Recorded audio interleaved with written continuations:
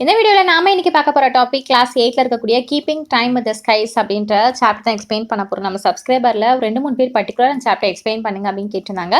So அவங்களுக்காகவும் உங்கள் எல்லாருக்காகவும் ஸ்பெஷலாக இந்த வீடியோ நம்ம வானத்தில் பார்த்தோம் அப்படின்னா மூன் அப்படிங்கிறது டெய்லியுமே ஒரே ஒரு சர்க்கிள் மாதிரி இருக்கா இல்லை இல்லையா? டெய்லி வந்து ஒவ்வொரு மாதிரி இருக்குது. திடீர்னு டிஸப்பியர் ஆகிடுது, திடீர்னு ஒரு ஹாஃப் மூனாக இருக்குது, இந்த மாதிரி ஒரு குவார்டர் மூனாக இருக்குது. ஸோ இந்த மாதிரிலாம் நம்மளால் பார்க்க முடியாது. ஏன் வந்து அதோட பொசிஷனை அதோட ஷேப் வந்து சேஞ்ச் பண்ணிகிட்டே இருக்குது அப்படிங்கிறத பார்க்க போகிறோம். ஒருவேளை கிளாக்கு கேலண்டர்லாம் இல்லை அப்படின்னா நம்ம வந்து டேஸை மந்த்தை இயர்ஸை எப்படியெல்லாம் வந்து கால்குலேட் பண்ணுவோம் அப்படின்லாம். ஏன்னா முன்னாடி எல்லாமே இது மாதிரி கிளாக்கோ கேலண்டரோ கிடையாது. அவங்க எப்பயும் வந்து சூரியன் உதிக்குது, எப்போ வந்து சன்செ ரைஸ் ஆகுது, மூன் எப்படி ரைஸ் ஆகுது, சன்செட் எப்போ ஆகுது, அந்த ஷேடோ நிழல் எந்த மாதிரி பார்த்து விழுது, ஸோ இதெல்லாம் வச்சு தான் ஒரு அசம்ஷனில் தான் டேஸு மந்த்து இயர்ஸ்லாம் வந்து கால்குலேட் பண்ணாங்க. ஸோ அதெல்லாம் எப்படி இந்த மாதிரிலாம் வந்து பார்க்க போகிறோம். முதல்ல வந்து பார்க்கக்கூடிய கொஷின் என்ன அப்படின்னு பார்த்தா, எதுக்கு மூன் வந்து அதோட அப்பியரன்சஸை மாற்றிட்டே இருக்கு, என்ன தான் காரணம் அப்படின்னு வந்து பார்க்க போகிறோம். சரியா? ஸோ நம்ம இயர்ஸ்ல வந்து பார்க்கும்போது மூன் வந்து கண்டினியூஸாக டெய்லியுமே அதோட ஷேப் வந்து நமக்கு வந்து வேறு மாதிரி தான் இருக்கும். சரியா? அதில் வேறு மாதிரி இருக்கு இல்லையா? அது வந்து ஒரு சில அந்த பிரைட் போர்ஷன் மட்டும் தான் நம்மளால இயர்ஸ்ல வந்து பார்க்க முடியும். டார்க் சைடு வந்து இருட்டாகவே இருக்கும். அதனால தான் அது வந்து நமக்கு பாதியாக ஒவ்வொரு ஷேப்பில் இருக்க மாதிரி தெரியுது. ஸோ அந்த பிரைட் போர்ஷனை மட்டும் நம்ம என்ன சொல்லுவாங்க அப்படின்னா இலுமினேட்டர்னு சொல்லுவாங்க. இப்படி ஒவ்வொரு நாள் அந்த பிரைட் போர்ஷன் அப்படின்றது மாறுபடுது இல்லையா? ஸோ இதுதான் ஃபேஸஸ் ஆஃப் த மூன் அப்படின்னு சொல்லுவாங்க. சரியா?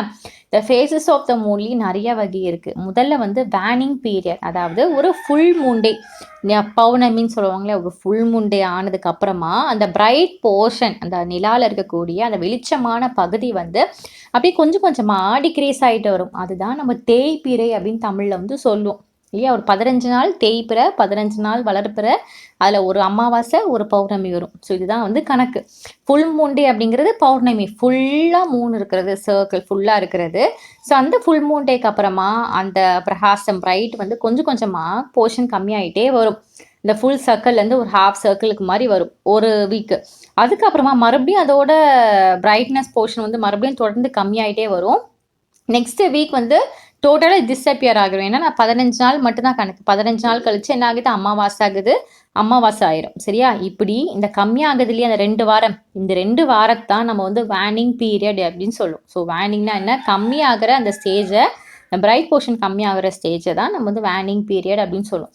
நியூ மூன் டேனா என்ன அப்படின்னு பார்ப்போம். அதான் நான் சொன்னாலும் அமாவாசை அன்னைக்கு வந்து நம்மளால அந்த நிலா அப்படிங்கிறத பார்க்கவே முடியாது. ஸோ இந்த 2 வாரம் கம்மியாகிட்டே வந்து திடீர்னு நம்மளால நிலா வந்து பார்க்க முடியாது, ஃபுல்லாக பிளாக் கலரில் ஆயிரும். இதுதான் நியூ மூன் டே, அமாவாசை அப்படின்னு சொல்லுவோம். அப்புறம் வேக்சிங் பீரியட், அந்த நியூ மூன் டேக்கு அப்புறமா மறுபடியும் அந்த பிரைட் போர்ஷன் வந்து கொஞ்சம் கொஞ்சமாக க்ரோ ஆகுமா. இதான் வளர்ப்பிறை அப்படின்னு நம்ம தமிழில் வந்து சொல்லுவாங்க. சரியா? ஸோ கொஞ்சம் கொஞ்சமாக மறுபடியும் க்ரோ ஆக ஆரம்பிக்கும். மறுபடியும் ஒரு வாரம் வரைக்கும் அப்படியே ஒரு ஹாஃப் சர்க்கிளாக வரும், மறுபடியும் ஃபுல் சர்க்கிளாக வந்து வந்துடும். ஸோ இந்த ஒரு 2 வாரத்தை, ஃபஸ்ட்டில் 2 வாரத்தை தேய்பிறையை நம்ம வேனிங் பீரியட்னு சொல்லுவோம். இந்த வளர்பிறையை நம்ம வந்து என்ன சொல்லுவாங்க அப்படின்னா வேக்சிங் பீரியட் அப்படின்னு சொல்லுவாங்க. சரியா? இந்த வளர்பிறை தேய்பிறை, இந்த வேனிங் பீரியட், வேக்சிங் பீரியட், இது எல்லாமே மந்தில் வந்து ரிப்பீட்டடாக ஒரு பீரியாடிக் சர்க்கிளில் நடந்துகிட்டே இருக்கு. நான் சொன்னாலையா 15 நாள் வளர்ப்பிறை, 15 நாள் தேய்பிறை. சரியா? நடந்துகிட்டே இருக்கு. ஒரு இது கம்ப்ளீட்டாக ஆகிறதுக்கு ஒரு ஃபுல் மூன்லேருந்து ஒரு ஃபுல் மூன் வரைக்கும், இல்லைனா ஒரு நோ மூன்லேருந்து ஒரு நோ மூன் வரைக்கும், அது பௌர்ணமி டு பௌர்ணமி, இல்லை அமாவாசை டு அமாவாசை. ஸோ அது ஆகிறதுக்கு வந்து கிட்டத்தட்ட ஒரு 1 மந்த் ஆகும். சரியா? ஏன்னா 29.5 days கிட்ட வந்து ஆகுமா. ஸோ இப்போ இம்பார்ட்டன்ட் டேர்ம்ஸ்லாம் என்னென்னு பார்க்கலாம். முதல்ல ஒரு ஷார்ட் டேர்ம் இப்போ நம்ம விலாவரியாக பார்த்தது. ஃபுல் மூன் டேனா பௌர்ணமி, இந்த டைமில் மூன் அப்படிங்கிறது ஃபுல் சர்க்கிளில் ரொம்ப பிரைட்டாக பளிச்சு நம்மளால் வந்து பார்க்க முடியும். நியூ மூன் டேனா அமாவாசை, நம்மளால் மூன் அப்படிங்கிறத பார்க்க முடியாது. சரியா? Next waxing. ஸோ வேக்சிங்னா என்னது, அந்த அமாவாசை டைம் ஆரம்பிச்சுலேருந்து இந்த பிரைட் பார்ட் ஆஃப் மூன் வந்து இன்க்ரீஸ் ஆகுறது அப்படிங்கிறது வேக்சிங், வளர்பிறை அப்படின்னு சொல்லுவோம். வேனிங்னா என்னது, அந்த பௌர்ணமி ஆகுறதுலேருந்து நமக்கு வந்து அதை டிக்ரீஸ் ஆகிட்டே வரும் இல்லையா, தேய்பிறை, இதை வந்து நம்ம வேனிங் பீரியட் அப்படின்னு சொல்லுவாங்க. கிபியாய்ஸ் அப்படின்னா என்ன அப்படின்னா, அந்த ஹாஃப் மூன் இருக்கு இல்லையா, அது வந்து மோர் தென் ஆஃப், கொஞ்சம் ஆஃபாக இருக்காது, கொஞ்சம் முக்கால்வாசி மூன் நமக்கு தெரிகிற மாதிரி வந்துச்சுன்னா இது வந்து கியாபாஸ் அப்படின்னு சொல்லுவோம். கிரெசன்ட் அப்படின்னா ஹாஃபை விட கம்மியாக இருக்கும் இல்லையா, ஒரு கால் பகுதி மட்டும் நமக்கு வந்து அந்த பிரைட்டாக போர்ஷன் தெரிஞ்சிச்சுன்னா, அந்த இலுமினேட்டட் மூன் தெரிஞ்சதுன்னா அது வந்து கிரெசன்ட் அப்படின்னு சொல்லுவோம். ஸோ இதுதான் இம்பார்ட்டன்ட் டேர்ம்ஸ் எல்லாமே. ஓகேவா, நம்ம நெக்ஸ்ட் பார்க்க போகிறது வந்து மூனோட லொக்கேஷன் பற்றி பார்க்கலாம். ஸோ மூன் வந்து ஸ்கையில் வந்து ஒரே இடத்துல தான் இருக்குமா அப்படின்னு பார்த்தா கிடையாது. ஒவ்வொரு நாளைக்கும் நமக்கு வந்து ஒவ்வொரு இடத்துல வந்து பார்க்க முடியும். இந்த பிக்சரை பார்த்தாவே உங்களுக்கு வந்து தெரியும். ஸோ ஒரு ஃபுல் மூன் டேயில் வந்து பார்த்துக்கோங்களேன், ஃபுல் மூன் டேயில் சன்னுக்கு ஆப்போசிட்டில் அந்த மூன் அப்படிங்கிறது இருக்கும். ஸோ எப்போ சன் ரைஸ் ஆகுதோ ஈஸ்டில் மூனோட மறைவு கரெக்டாக வெஸ்ட்டில் வந்து நடக்கும். சரியா, ஆனால் அந்த ஃபுல் மூன் டேக்கு அப்புறமா, அந்த பௌர்ணமிக்கு அப்புறமா டெய்லி சன்ரைஸ் வந்து ஆகும்போது அந்த bright part of and moon வந்து ஸ்மாலாகிட்டே வரும். ஸோ அதனால் அந்த மூனை வந்து ஒரு சன்னுக்கு பக்கத்தில் வந்து க்ளோஸாக இருக்கிற மாதிரி நமக்கு வந்து காட்சி வந்து கொடுக்கும் ஸ்கையில் பார்க்கும்போது. மூன் வந்து ஒரு ஹாஃப் சர்க்கிள் ஆகும்போது கரெக்டாக தலைக்கு மேலே இருக்கிற மாதிரி இருக்குமா. அதுக்கப்புறம் ஒரு சில நாள் கழிச்சு இந்த கிறிஸ்டன்ட் மூன் வரும் இல்லையா, இந்த லெஸ் தென் ஹாஃப், இந்த கொஞ்சோண்டு பகுதி இதாகும்போது அது அப்படியே ஃபுல் சன்னுக்கிட்ட ரொம்ப க்ளோஸாக இருக்கிற மாதிரி நமக்கு வந்து காட்சி வந்து கொடுக்குது. ஸோ ஒரே இடத்துல வந்து மூன் அப்படிங்கிறது இருக்காது, அதோட பொசிஷனை டெய்லி மாறிட்டே தான் இருக்கும். நீங்கள் வந்து ஒரு 1 வீக் தொடர்ந்து நோட் பண்ணாவே உங்களால் வந்து கண்கூடாக பார்க்க முடியும். இதுக்கு ரிசர்ச் பண்ணி எல்லாம் பண்ணணும்னு கிடையாது, வானத்தை போய் பார்த்தா ஆட்டோமேட்டிக்காக தெரிய போகுது. ஓகேவா, ஆனால் நம்ம ஊருக்குள்ளே வந்து ஒரு மெத்து இருக்குது. என்னென்னா, நிறைய பேர் என்ன பிலீவ் பண்ணுறாங்கன்னா, எப்போ வந்து சூரியன் மறையுதோ அப்போ தான் நிலா உதிக்கும், எப்போ சன்செட் ஆகுதோ அப்போ தான் மூன் ரைஸ் ஆகும் அப்படின்னு. அப்போல்லாம் கிடையாது. ஏன்னா இது வந்து ஒரு மெத்து தான். சரியா, ஏன்னா அக்கார்டிங் டு பொசிஷனல் அனஸ்ட்ராமி சென்டர் இந்தியாவில் இருக்கக்கூடிய அந்த மெட்டராலஜிக்கல் டிபார்ட்மெண்ட் என்ன சொல்கிறாங்க அப்படின்னா, மூன் வந்து ஒரு 50 மினிட்ஸ் லேட்டராக தான் டெய்லியுமே வந்து ரைஸ் ஆகுது இந்த மாதிரி வந்து சொல்கிறாங்க. சில சமயங்கள் வந்து மூன் வந்து 2 to 4 PM அந்த மத்தியான டைம்லேயே வந்து கொஞ்சம் வந்துருமா. நம்ம பார்க்கும்போது சில சமயம் தெரியும், இல்லை இந்த டைம்லேயே மூணில் இருக்கே. நான்லாம் வந்து சின்ன பிள்ளையில் நிறைய வந்து நம்ம நோட் பண்ணி வச்சுருக்கேன், ஒரு மாதிரி ஸ்கூல் டேஸ் வந்து படிக்கும்போது. ஸோ நீங்களும் வந்து பார்த்தா தெரியும் இல்லையா, மூணு இவ்வளோ சீக்கிரமாக வந்துருச்சுன்னு நினைப்பீங்க. ஏன்னா ஒரு சில சமயம் வந்து மூன் அப்படிங்கிறது 2 to 4 PM அந்த மாதிரி டைம்லலாம் எனக்கு வந்து தெரியாது ஆரம்பிச்சிருமா. அது வந்து ஒரு ஹைட்டுக்கு வந்து கிளைம்ப் ஆகுறதுக்கு கிட்டத்தட்ட 30 மினிட்ஸ் வந்து எடுத்துக்குது. அண்ட் இன்னொன்று என்ன அப்படின்னு பார்த்தா, நிஜமாவே மூனோட ஷேப்லாம் மாறாது. மூன் அப்படிங்கிறது சர்க்கிளாக தான் இருக்குது. நமக்காக அது டெய்லி ஒவ்வொரு போர்ஷனை வெட்டி விட்டுட்டேவா இருக்கும், அப்படிலாம் இருக்காது இல்லையா. ஸோ ஒரே ஷேப்பில் இருக்குது. ஆனால் நமக்கு அந்த பிரைட் போர்ஷன் மட்டும் தான் நமக்கு தெரியறதுனால நமக்கு வந்து ஏதோ டெய்லி ஏதோ ஷேப் மாற்றுது அது அப்படின்ற மாதிரி நம்ம ஒரு நினச்சிக்கிறோம். பட் அதெல்லாம் வந்து உண்மை கிடையாது. ஓகேவா, மூணுங்கிறது சர்க்கிள் தான். பட் அந்த ஒரு சில பிரைட் போர்ஷன் வந்து ஒவ்வொரு நாள் ஒவ்வொரு மாதிரி தெரியும். அது ஏன் அப்படின்ட்டு ஒரு எக்ஸ்பெரிமெண்ட் நம்ம வச்சு இப்போ பார்க்கலாம். ஓகேவா, இன்னொன்னா மூன் அப்படிங்கிறது அதுக்கு வந்து ஒரு ஓன் லைட்டை வந்து அப்படியே பிரகாசம் பண்ணிகிட்டே இருக்கும். சன்னுக்கெலாம் அப்படியே ஒரு எரிஞ்சிட்டே இருக்கு இல்லையா, ஒரு வெளிச்சம். அதே மாதிரி மூணுக்குன்னு தனிப்பட்ட வெளிச்சம்லாம் ஒன்றுமே கிடையாது.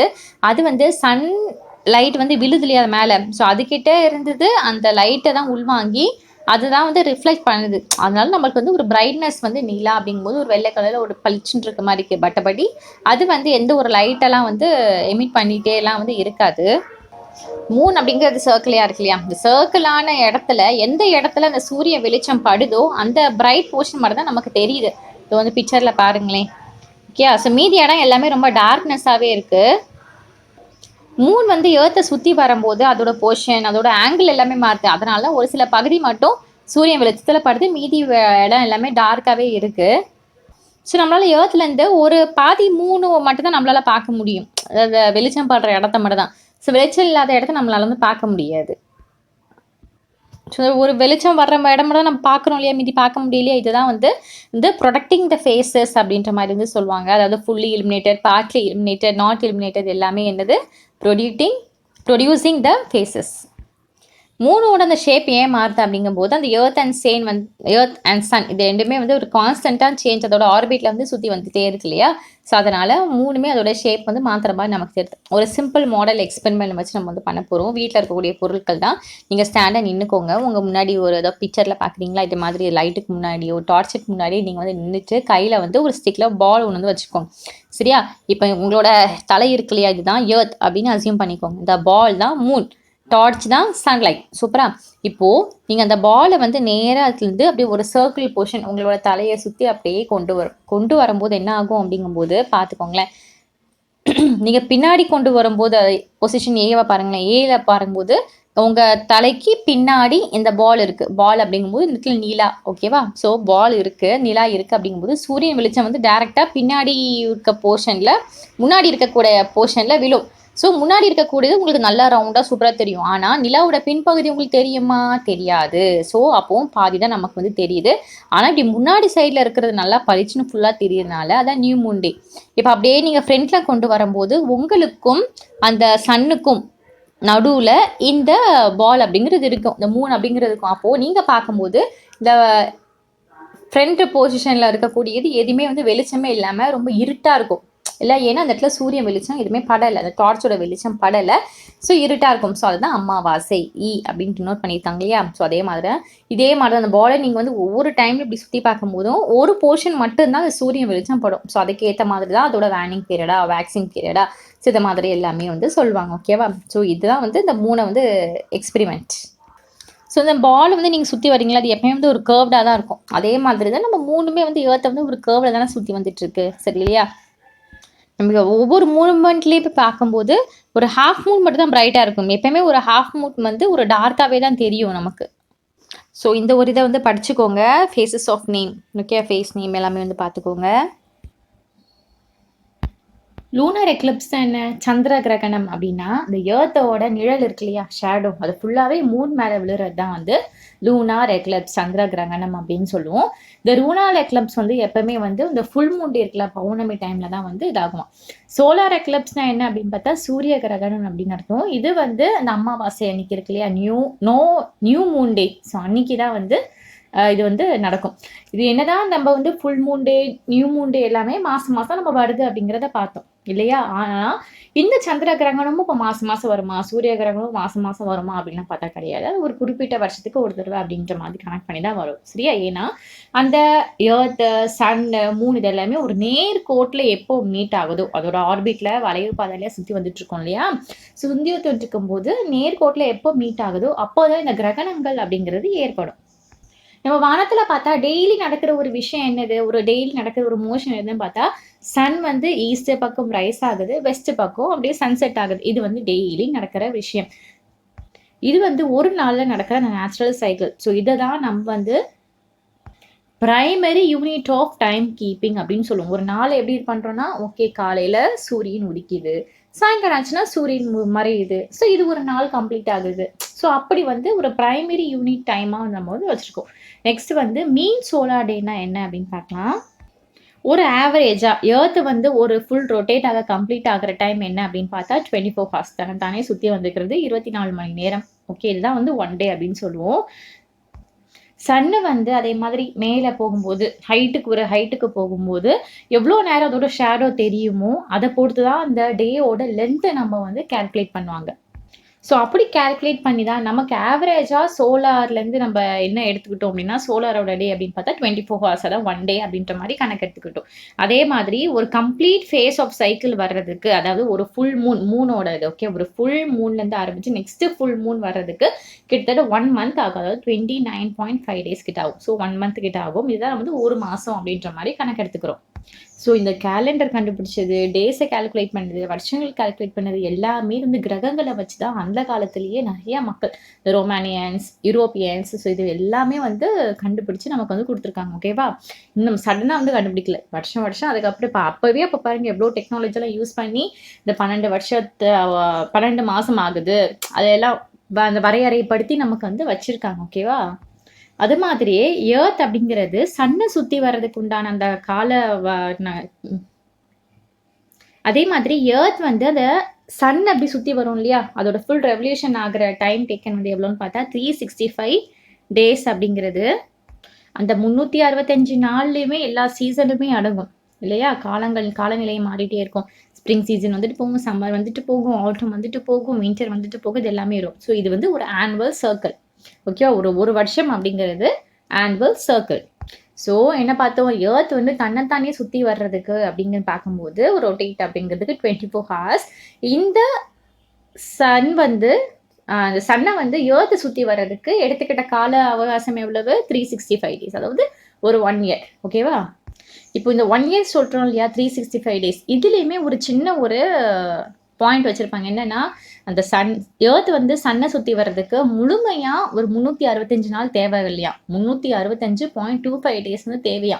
இப்போ 25 டேஸ் அந்த கால் நாள் இருக்கு இல்லையா, அந்த கால் நாளையும் கணக்கு பண்ணி ஆகணும் நம்ம. என்னது அப்படியே விட்டுட்டு கடந்து போக முடியாது. ஏன்னா இந்த டேஸை வச்சுனாலாம் நிறைய வந்து இந்த மத ரீதியான ஃபங்க்ஷன்ஸ் எல்லாமே கொண்டாடுவோம். ஈஸ்டர் ஃபங்க்ஷன்ஸ் ஆகட்டும், இந்த முஸ்லீம்ஸ் கொண்டாடுற ஃபங்க்ஷன்ஸ் ஆகட்டும். ஸோ இது எல்லாமே நம்ம அந்த டேட்டை கால்குலேட் பண்ணி நிறைய பேர் வந்து பண்ணுவாங்க. ஸோ அது அப்படியே கடந்து போயிட முடியாது.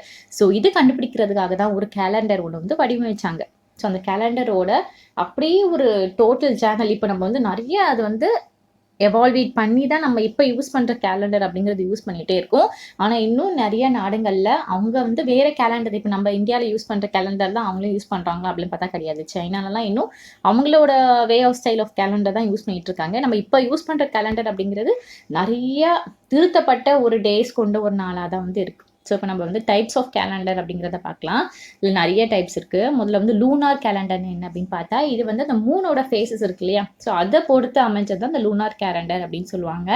இந்த லூனாரோட அந்த மொத்த லென்த் என்னது, டைம் என்னது, நம்ம சொன்ன மாதிரி நிலா வந்து சுற்றி வர்றதுக்கு கிட்டத்தட்ட 30 டேஸ் ஆகும். ஸோ இந்த 30 டேஸை கணக்கு வச்சா அந்த 1 மந்த் அப்படின்ற மாதிரி வச்சாங்க. ஸோ இந்த லூனாரில் வந்து 30 அப்படின்னு கணக்கு பண்ணும்போது ஸோ ஒரு வருஷத்துக்கு 354 டேஸ் வந்து வருதான். ஸோ 30 வச்சுப்பாங்க, 354 டேஸ் வருது.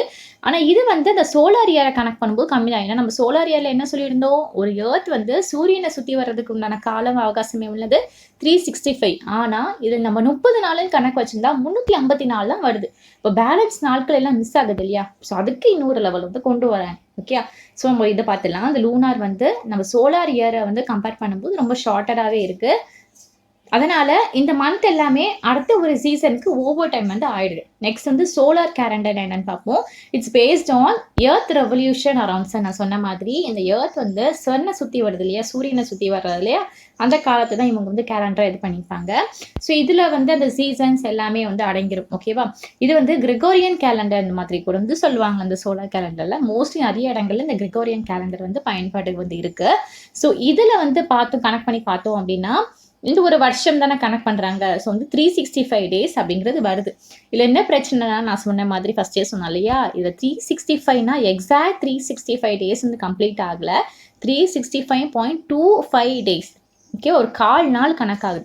ஸோ இந்த கால் நாளுக்காக என்ன பண்ணுறாங்க அப்படின்னா, 4 வருஷத்துக்கு ஒரு தடவை அப்படின்ட்டு ஒரு லீப் இயர் ஒன்று வந்து எடுக்கிறாங்க.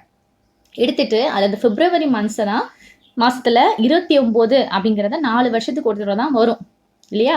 ஸோ அப்படி தான் கணக்கு பண்ணி இந்த ஒரு நாளை வைக்கிறாங்க. ஒரு வருஷத்தில் கணக்கு பண்ணாமல் 4 வருஷத்தில் வந்து கணக்கு பண்ணுறாங்க. ஓகேவா, அதுதான் லீப் இயர் அப்படின்னு சொல்கிறாங்க.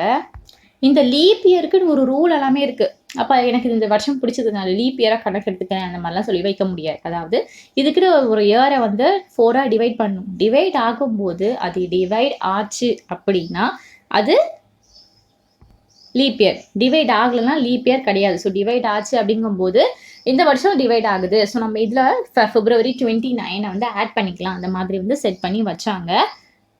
ஸோ அந்த ஒரு டேஸை வந்து 100 இயர்ஸ்க்கு வந்து விட்டுருவாங்க. ஸோ 400 இயர்ஸ்லேருந்து கணக்கு எடுத்துப்பாங்க. அதே மாதிரி தான் சரி, ஒவ்வொரு வருஷம் கணக்கு பண்ணாமல் அது வந்து 4 வருஷத்துக்கு கொடுத்துருவேன் அப்படின்னு கணக்கு எடுத்துப்பான். நம்ம நெக்ஸ்ட்டு பார்க்க போகிற கேலண்டர் வந்து லூனி சோலார் கேலண்டர் அப்படிங்கிறது. இப்போ நம்ம பெரும்பாலான இடத்துல நம்ம வீட்டிலலாம் கூட யூஸ் பண்ணுறது வந்து அதுதான். அதாவது இந்த லூனார் மந்த் இருக்கு இல்லையா, அந்த மூணோட இதை வச்சியும் சோலார் இயர் இருக்கு இல்லையா, வருஷங்கள், ஸோ இதை வச்சியுமே கம்பைன் பண்ணி ஆகிற ஒரு இதுதான் வந்து லூனி சோலார் கேலண்டர் அப்படிங்கிறது. இப்போ நீங்கள் வந்து அந்த கேலண்டர்லாம் எடுத்து பார்த்தீங்க அப்படின்னாவே தமிழ் மாதங்கள், ஆங்கில மாதங்கள் அப்படின்னு நம்ம தனித்தனியாக இருக்கும். சரியா, தமிழ் மாதங்கள்னு பார்க்கும்போது கிட்டத்தட்ட கொஞ்சம் நாட்கள் தான் இருக்கும். அது 30 நாள் தான் இருக்கும். ஆனால் ஆங்கில மாதங்கள் அப்படின்னு பார்க்கும்போது இந்த பிப்ரவரியில் நான் சொன்ன மாதிரி 28 நாள் தான் இருக்குது. அதே மாதிரி மற்ற மாதங்களெல்லாம் கம்பேர் பண்ணி பார்க்கும்போது ஒரு இதில் 30 நாள் இருக்கும், ஒரு இதில் 31 நாள் இருக்கும். ஸோ அதெல்லாமே கொஞ்சம் கணக்கு பண்ணி அவங்க கொண்டு வந்தது தான். சரியா, ஸோ இந்த தமிழ் மாதங்களுக்கும் ஆங்கில மாதங்களுக்குமே ரொம்பவே வித்தியாசம் இருக்கும். தமிழ் மாதங்கள் அப்படிங்கிறது நிலாவை வச்சு அந்த பிறையை வச்சு நம்ம வந்து கால்குலேட் பண்ணி சொல்கிறது.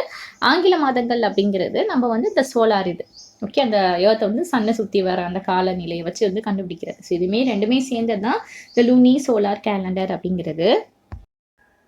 நம்ம நெக்ஸ்ட் பார்க்க போகிறது வந்து இந்த இந்தியன் நேஷனல் கேலண்டர். இதை வந்து சாகா கேலண்டர் அப்படின்னு சொல்லுவாங்க. இது நம்ம கவர்மெண்ட் ஆஃப் இந்தியா தான் அஃபிஷியலாக யூஸ் பண்ணுங்க அந்த மாதிரி வந்து சொல்லியிருக்காங்க. ஸோ இது வந்து எதை வச்சு பேஸாக எப்படி போகுதுன்னா, இந்த கிரிகோரியன் கேலண்டரை பேஸ் பண்ணி தான் போகுது. பொதுவாகவே இதில் வந்து மொத்தம் 365 நாட்கள் இருக்கும் ஒரு வருஷத்தில். இந்த ஒவ்வொரு மந்த்துக்குமே ஒவ்வொரு ட்ரெடிஷ்னலான பேர்களுமே உண்டு. ஸோ இது வந்து பார்த்துக்கோங்க. இந்த காமிக்கிறதுலையும் இதுதான். பொதுவாக ஒரு மாதத்தில் 30 நாள் இல்லைன்னா 31 நாள் கணக்கில் இருக்கும். பிப்ரவரி மாதம் வந்து 28 டேஸ் இருக்கும். 4 வருஷத்துக்கு ஒரு தடவை பிப்ரவரி மாதத்தில் 29 டேஸ். ஸோ ஒரு நாள் எக்ஸஸாக அந்த லீப் டே அப்படின்றத நம்ம கனெக்ட் பண்ணுவோம் இல்லையா, லீப் இயரில். ஸோ அந்த ஒரு நாள் எக்ஸஸாக வந்து வரும். இந்த இந்தியன் நேஷனல் கேலண்டர் வந்து எப்போ இன்ட்ரடியூஸ் பண்ணாங்க அப்படின்னா 1956. இதை இன்ட்ரடியூஸ் பண்ணது யார் அப்படின்னு பார்த்தா லீட் பண்ணது, ஓகே, ஹெட் பை ஆஸ்ட்ரோஃபிசிலிஸ்ட் மஹனட் சாஹா அப்படின்றவங்க. இவங்க வந்து கேலண்டர் பெர்ஃபார்ம் கமிட்டியை வந்து சார்ந்தவங்க. ஸோ இந்த ஒரு கேலண்டரில் வந்து நிறையா பிரின்சிபல்ஸ் எல்லாமே ஃபாலோ பண்ணுறாங்க இல்லையா, அது எல்லாமே எது ரிலேட்டடாக இருக்குது அப்படின்னு பார்த்தா இந்தியன் நேஷ்னல் அஸ்ட்ராலமிக்கல் ஒர்க் தான் இருக்குது. ஸோ சச்சஸன் சூரிய சித்தாந்தாவை வந்து பேஸ் பண்ணி தான் இருக்குது. சரியா, நம்மளோட இந்தியன் ஃபெஸ்டிவல்ஸ் எல்லாமே மோஸ்ட்லி அந்த மூனோட அந்த பிரைட்னஸ், இந்த ஃபேஸஸ் ஆஃப் மூன் சொல்லுவாங்க இல்லையா, அந்த மூனை ரெசம்பிள் பண்ணி இருக்கிற மாதிரி தான் இருக்கும் இந்தியன் ஃபெஸ்டிவல்ஸ். ஸோ இது வந்து லூனார் அண்ட் லூனி சோலார் கேலண்டரை பேஸ் பண்ணி இருக்கும். அதாவது நம்ம வந்து தீபாவளி எடுத்துக்கிட்டோம்னா அது வந்து அமாவாசை அப்போ தான் வந்து வரும். சரியா, ஸோ நியூ மூன்டே அப்போ வரும். ஹோலி பண்டிகை எடுத்துக்கிட்டோம் அப்படின்னா நல்ல ஒரு பௌர்ணமி அன்னைக்கு தான் ஹோலி ஃபெஸ்டிவல் வந்து கொண்டாடுவாங்க. ஸோ ஃபுல் மூன் டே அப்போ வரும். அப்புறம் புத்த பூர்ணிமா, இது வந்து ஃபுல் மூன் டே அப்போ வந்து கொண்டாடுவாங்க. தசரா, இது வந்து 10th டே ஆஃப் அஷ்மினா அப்படின்ற ஒரு இதில் வந்து கொண்டாடுவாங்க. ஸோ இந்த ஃபெஸ்டிவல்ஸ் எல்லாமே ஒரே நாளில் தான் வருமா அப்படி. இப்போ தீபாவளி வந்து சப்போஸ் நவம்பர் 16 வருதுன்னு வச்சுக்கோங்களேன், சப்போஸ் ஒரு எடுத்துக்காட்டுக்கு நெக்ஸ்ட் இயரும் நவம்பர் 16 தான் வருமானு கேட்டால் அப்படி கிடையாது. ஏன்னா நான் சொன்னேன் இல்லையா, இது மாறுபடும். இது வந்து அந்த மூணை ஒட்டி வர்றதுனால, அந்த மூணை வச்சு செலிப்ரேட் பண்ணுறதுனால இந்த டேஸ் அப்படிங்கிறது நம்ம ஃபிக்ஸடாக இருக்காது. ஓகே, கொஞ்சம் டிஃபர் ஆகிட்டே இருக்கிறது வந்து அந்த கிரிகோரியன் கேலண்டர் ஈச் பிரகாரம் டிஃபர் ஆகிட்டே இருக்கும். பட் ஒரு சில ஃபெஸ்டிவல் எல்லாமே நம்ம வந்து ஃபிக்ஸடாக கொண்டாடுவோம். அது நம்ம இப்போ சொல்கிறேன் இப்போ. சரியா, அப்புறம் வந்து நெக்ஸ்ட் வந்து பியூர் லூனார் கேலண்டர்னு சொல்லுவாங்க. இதில் வந்து எந்த ஒரு அட்ஜஸ்ட்மெண்ட்டுமே பண்ண முடியாது. இதுலேயுமே ஒரு சில ஃபெஸ்டிவல் வந்து அன்றைக்கி டேட் தான் கொண்டாடுறாங்க அப்படின்னா கண்டிப்பாக அன்றைக்குள்ள டேட் தான் வந்து கொண்டாடுவாங்க. வந்து சோலார் ஃபெஸ்டிவல்னால் என்ன அப்படின்னு பார்க்கலாம். நம்ம எப்படி லூனார் ஃபெஸ்டிவல் மூணை வந்து ரெசம்பிளாக வச்சு ஒரு ஃபெஸ்டிவல்லாம் கொண்டாடுறாங்களே, அதே மாதிரி தான் நம்மளோட சோலார் ஃபெஸ்டிவலும் இருக்கும். நம்ம ஒரு சில இந்தியன் ஃபெஸ்டிவல் கூட சோலார் கேலண்டரில் ஃபாலோ பண்ணி இருக்கும். இது வந்து இந்த கிரிகோரியன் டேட் கூட கரெக்டாக மேட்ச் ஆகிற மாதிரி இருக்கும். எக்ஸாம்பிள் பொங்கல். இப்போ பொங்கல்லாம் கொண்டாடும் போது கரெக்டாக Jan 15 அப்படின்னா Jan 15 தான் கொண்டாடும். அதில் வந்து அமாவாசை வருதா, பௌர்ணமி வருதா, இடப்பட்ட நாளில் அதெல்லாம் வந்து பார்க்க மாட்டோம். சரியா, இது மாதிரி இது எல்லாமே இந்த சோலார் ஃபெஸ்டிவல் அப்படின்னு சொல்லுவாங்க. இப்போ எக்ஸாக்டாக அந்த லூனார் வந்து ஃபேஸ் இருக்கு இல்லையா, அந்த சன்ரைஸ் ஆகுறது, இது எல்லாமே வந்து ஒரே மாதிரி தான் எல்லா இந்தியாவிலுமே ஒரே மாதிரி தான் இருக்கும் அப்படின்லாம் கிடையாது. ஏன்னா இந்தியாங்கிறது அவ்வளோ பெரிய கண்ட்ரி. ஸோ சூரிய உதயன் மறைவு அப்படிங்கிற ஒரே இடத்துல தான் நடக்கும் அப்படின்றது கிடையாது. ஸோ ஈஸ்டர்ன் பகுதிக்குமே வெஸ்டர்ன் பகுதிக்குமே இந்தியாவில் நிறைய மாறுபாடுகள் நடக்கும். ஸோ இந்த ஃபெஸ்டிவலும் அதுக்கேற்ற மாதிரி கொஞ்சம் மாறும் இல்லையா. ஸோ இந்த கொஞ்ச நேரம் மணித்துளிகள் ஆகும்போது நைட்டு பகல் ஆயிரும். ஸோ இது மாதிரிலாம் இருக்கும். அதனால் என்ன பண்ணுவாங்கன்னா, இதை ஸ்டாண்டர்டைஸ் பண்ணுறதுக்காக கவர்மெண்ட் என்ன பண்ணிடுவோம்னா அட்வான்ஸாகவே இதான் நம்ம ஃபெஸ்டிவல் டேட்ஸ் அப்படின்ட்டு அனௌன்ஸ் வந்து பண்ணிடுவாங்களாம். ஸோ இது இந்த கடைசி நேரத்தில் சலசலப்பு இல்லாமலாம் மக்கள் வந்து அவங்களோட இந்த ஃபெஸ்டிவலை வந்து கொண்டாடுறதுக்கு யூஸ்ஃபுல்லாக இருக்கும். நம்ம இந்தியன் ஆர்ட்லையுமே இந்த மூணை சன்னை இன்ஸ்பயர் பண்ணி நிறைய விஷயங்கள் வந்து பண்ணியிருக்காங்க.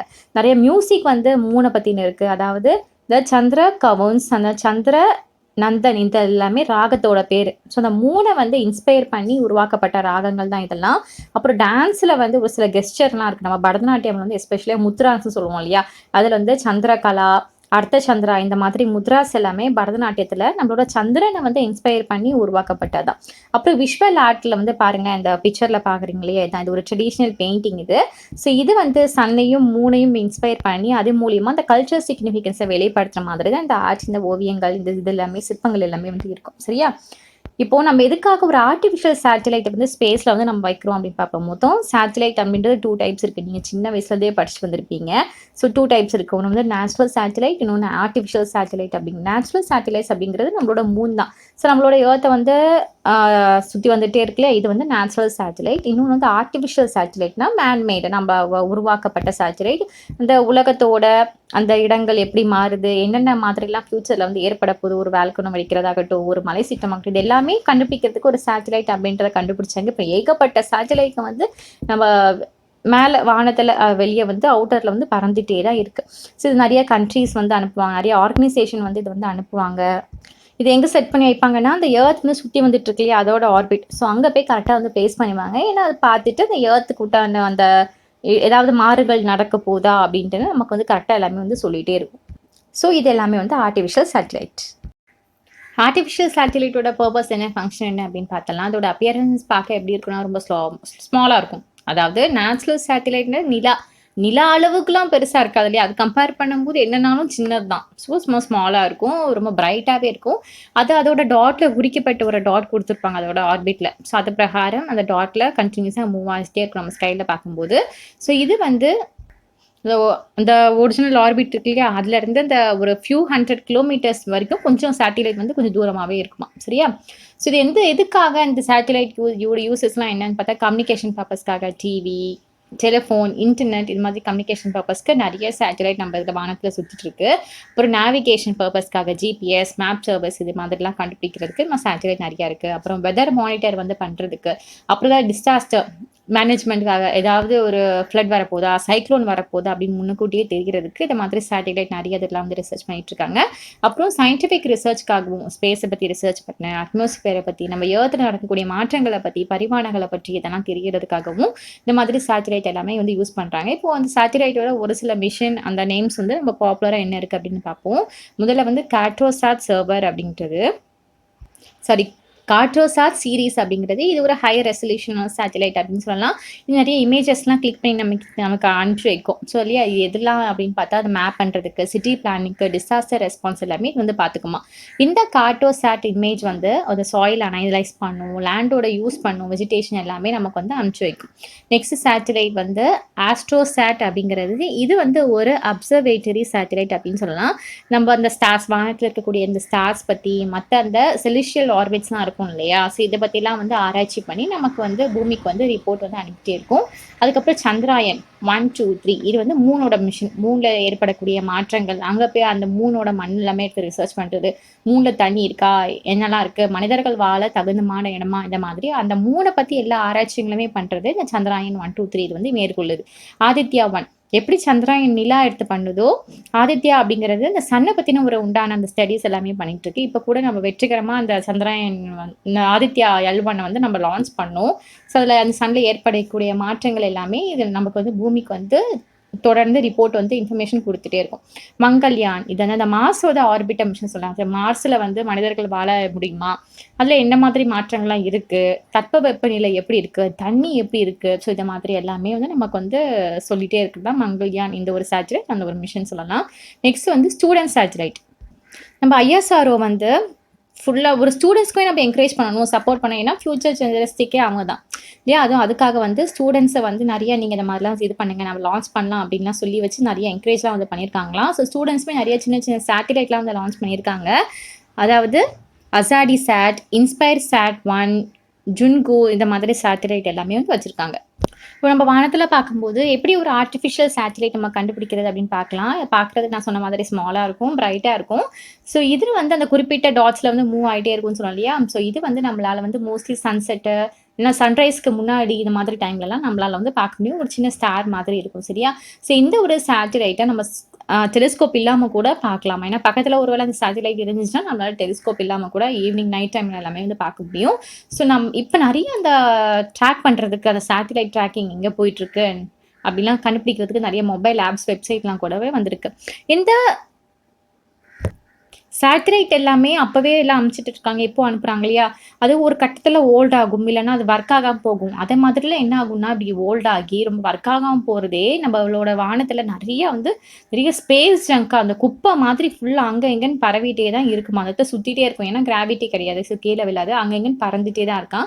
ஸோ இது எல்லாமே வந்து அப்புறப்படுத்தணும். ஏன்னா இதில் ரிஸ்க் அப்படின்றது நிறையா இருக்குது. ரெண்டு மோதிச்சு அப்படின்னா அதனால ஏற்படக்கூடியது நல்லா ஒரு சேட்டிலைட்டில் போய் மோதிச்சுன்னா நல்ல சேட்டிலைட் கூட செயலிழக்க நிறைய வாய்ப்புகள் இருக்குது. ஸோ என்ன பண்ணுறாங்க அப்படின்னா அந்த குட்டி குட்டி குப்பைகளாக இருக்கு இல்லையா? அது வந்து சும்மா நொறுங்கின குப்பைகள் இது எல்லாத்தையுமே வந்து பூமிக்கு வந்து அட்மாஸ்பியருக்கு வரும்போது பேர்ன் பண்ணி விட்ருவாங்க. கொஞ்சம் பக்கத்தில் வரும்போது அட்மாஸ்பியர் அந்த இடத்துல கிடைக்கும் போது பேர்ன் பண்ணி விட்ருவாங்களாம். ஸோ அது வந்து பேர்ன் ஆயிரும். இதே பெரிய அந்த பீஸ்லாம் மாட்டிக்கிச்சு, ஃப்ராக்மெண்ட்லாம் மாட்டிக்கிச்சு அப்படின்னா அது வந்து தொடர்ந்து சர்வே ஆகும். அது எப்போ ஒரு தடவை ஏர்த்துக்கு வந்து விழுதோ அப்போ வந்து ஏர்த்துக்கு வந்து வரவழைச்சிருவாங்க. சரி, அதுக்கப்புறமா வந்து பேர்ன் பண்ணிடுவாங்க. அது வந்து கடலில் வந்து அப்படி மூழ்கினாலும் மூழ்கிடும்.